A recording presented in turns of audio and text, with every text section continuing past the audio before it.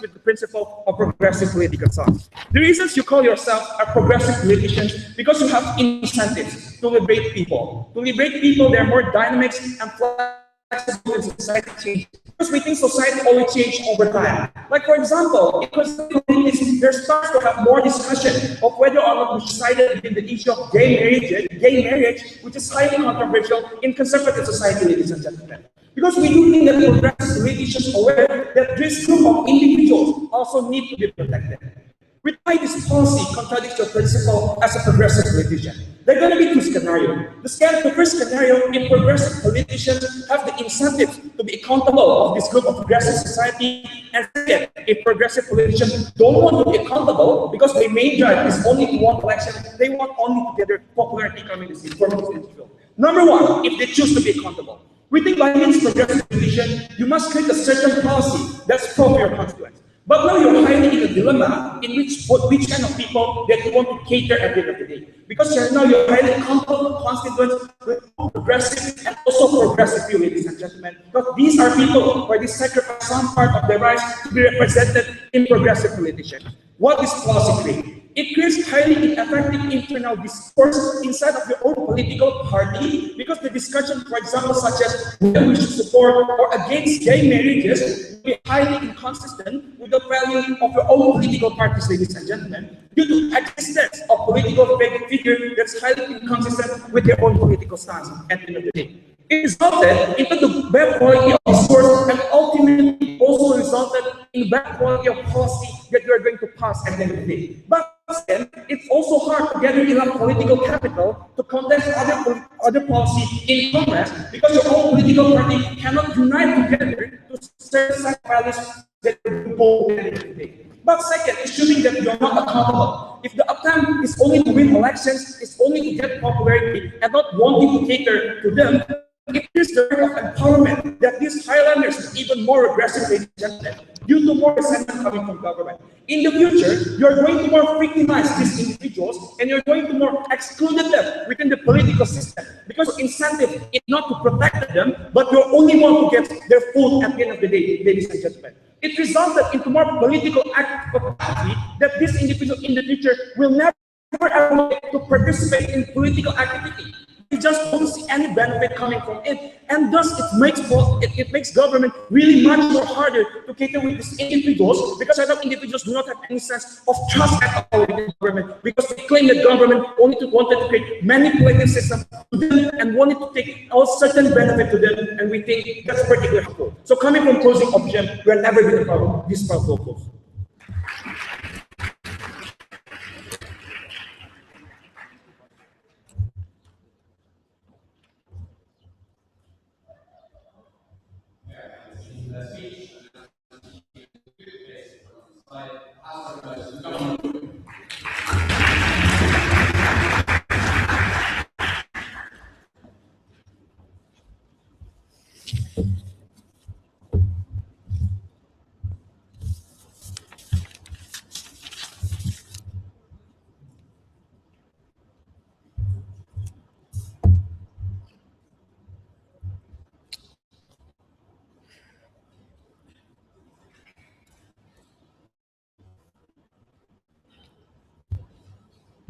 Mr. Speaker, coming from the opposition bench in this debate, they told us they want a change. They want a real change in society so that the society can become progressive. But Mr. Speaker, they're always talking that time is a matter, that throughout the time you can actually achieve those kind of situations. I don't think that is actually happening in this kind of conservative society, where those kind of conservative values are so prevalent and there is no actual counterbalance in the politics to actually achieve this kind of achieve those changes. So we couldn't actually believe whether how can opposition bench in this debate can actually achieve this kind of changes they are so much believing in. So Mr. Speaker, on the single question, which side is going to achieve the social change that all in this debate agreed upon, who think that the government idea is very, very clear and simple in two major ways, right? So firstly, Mr. Speaker, we are going to talk about the issue, how the process during the process of election, how you can actually change the social atmosphere regarding the progressive value. But second, Mr. Speaker, we are also going to talk about after they get elected, what kind of substantial changes will going to happen in real society in terms of politics and in terms of the social change. Right? So let's just directly address the first question regarding what kind of change will going to occur during the process of the election? This first idea is very simple, that we are actually going to change the atmosphere, right? Because now people are going to see once a political figure who was a progressive politician are now willing to compromise with those kind of radical and we think that's actually a signal of compromise, and we think that is good, right? Now, opponents told us those kind of signal of progress is bad. That is actually happening. Why is it so, right? Because in society where that is conservative, once the conservative values are prevalent, then people is actually linking this kind of value as social norm, right? Social norm which is stable. And now they are going to address the progressive value or unstable value or actually very powerful value that is going to destroy their society, which they are living happily upon, right? So in those kind of situations, we have to think that people in this kind of conservative society naturally has an anti-sentiment toward this kind of progressive value, right? Because they think that is too radical. They might destroy the society. Mr. Speaker, our idea is simple. So in this kind of situation, Mr. Speaker, showing the signal that you are willing to compromise, that you're not actually a radical, but you're actually willing to lead a change in a peaceful and slow manner, and we think that this is actually meant to change the social atmosphere that is very anti-sentimental toward this kind of progressive value. So, Mr. Speaker, we think that this is a first clear idea that how we can actually address the real social change the opposition will really believe up, right? Because now they told us, compromise is bad because it is going to lose the kind of on people. That cannot actually happen because just because certain politician is willing to compromise, you're not actually going to suddenly change your political view, right? So in those kind of situations, we cannot actually think that the political view of the people will going to happen and you are going to lose support. And we do not think that is actually going to hold in this debate, right? So furthermore, let's just more to the election issue, right? Now because now the opposition bench told us change in society is important. We understand how, right? So are we going to have a social campaign to have those kind of social change? But in order to have a social campaign, you need some sort of the campaign. You need to get to be elected, right? You need to get to be elected. You need to actually propose those kind of proposals. Even if you cannot get an election, there's no mechanism whatsoever that how can opposition base address the social change in this debate. So we think that their real argument upon social change actually stand in this debate, right? But now they told us, people can gather, people have a liberal party upon them, and they will suddenly gradually gain some sort of support. Mr. Speaker, we have told you that you actually need a strong political figure in order to gather around the political figure and address more effectively toward the social change. That was a clear contribution coming from my member, that telling you that actually this can actually make a new political figure of liberal values and therefore actually handle those kind of questions, right? So now that directly about the issue in this debate. So whether are we going to actually, after the election, what kind of can happen, right? Because now is now accusing us, this is only a short-term change.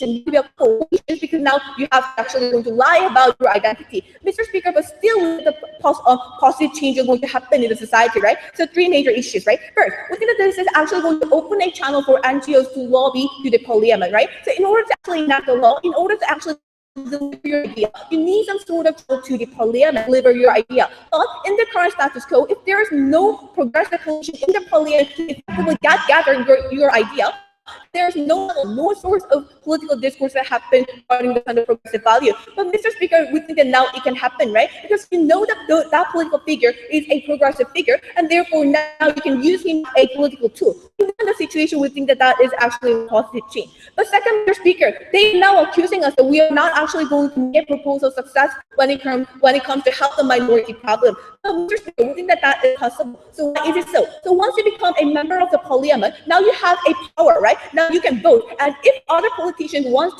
to propose their own proposal, they also need your support, right? So in those kind of process, you have a bargaining chip with them. Now you can actually compromise with them. So if I support your idea, then you should support my idea. In internal politics situation, we think that actually you have a much more chance of actually enacting your law, supporting your law within the situation. The minority can enact this compromise process within the parliament itself. Yes, sir.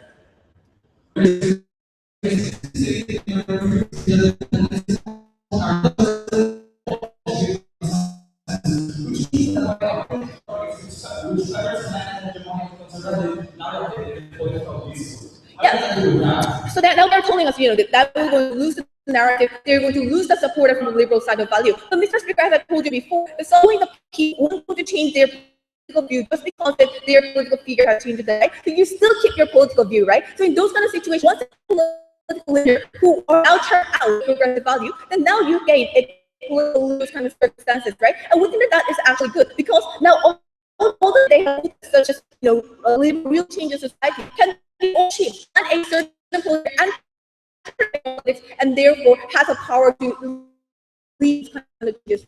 They have messed off how the political figure can actually go and actually lead the change. We have told you this is the mechanism you can join the mainstream politics and therefore gain a power to change the political system. And with that is main contribution coming from you need to choose that this is actually a structure for all the kind of liberal values, right? So regional election based on regional basis, so you can support status quo. But once you become, once all the politicians all around the world can gather around you, this is I would think this is really good because not having a strong culture in the mainstream. So for this reason, we propose.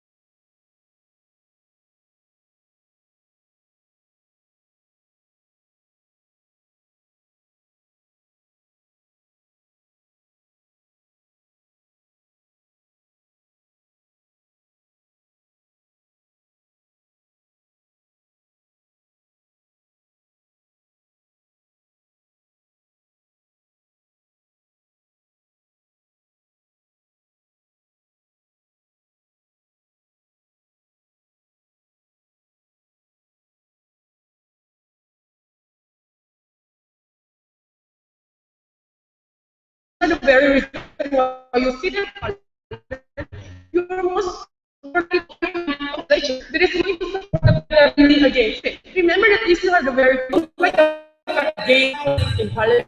These are the very people who believe that religion should be at the utmost priority, right? Let's talk the first question. Is it they were saying, right, if because society are the majority of the society, and these are the very group that we need to change. Mr. Speaker, that contradicts the very reason of this kind of political parties existence. Because you are there to contest the majority in mainstream view of what he believes in. To prove why those kind of values doesn't work a place in this earth. The gays are to harm, Muslims are to arrest, or blacks are to stop them every single time that they go up. We think that these are the very kind of conservative values that we need to challenge. And the moment that you start to compromise to the try to think that, oh, maybe to a certain extent, gays shouldn't be sitting in, to a certain extent, maybe Muslims are more into terrorism. We think that contradicts the very reason why you create this kind of progressive politics at the very first place, right? But saying that, oh, you know, if Fiji was exclusive extension was, you're going to change the political atmosphere that people can be compromised.